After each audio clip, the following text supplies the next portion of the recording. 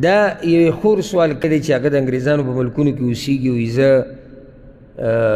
چې علاج کوم نو د ډاکټر خواله نه ځم،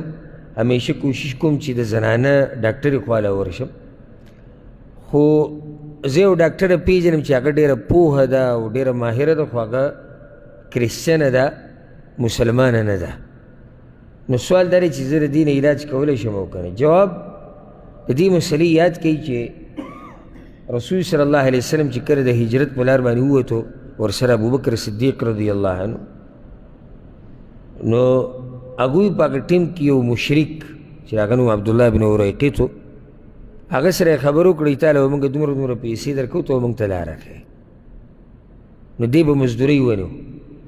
دلیل دی په دې باندې چې مسلمان د مشرک نه په بعضو خبرو کې فایده اخیستی شي.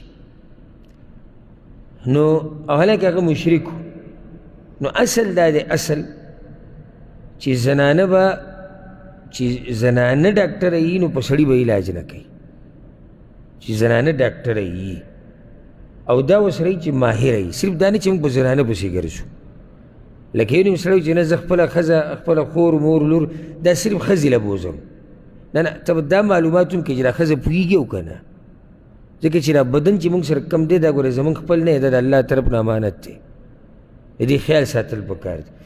دا نه چې صرف لیکلي دي چې بهی ښځه ډاکټره دلته ناسته زه ورماتې یم، اول معلومات وکړه دا ښځه ډاکټره پوهېږي او که نه پوهېږي، که پوهېږي نو بیا هم دې له علاج له تله پکار دي. او بیا غوره دا دی چې دا ښځه مسلمانه وي،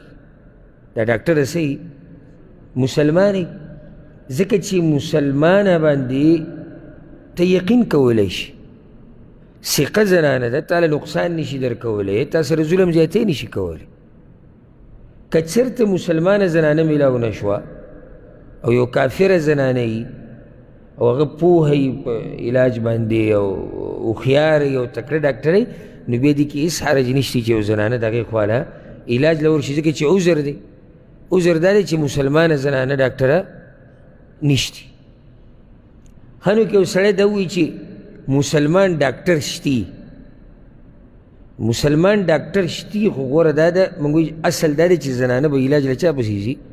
په زنانه پسې به ځي. نو دلته اگر که دا زنانه چې کومه ډاکټره ده دا غیر مسلمه ده، خو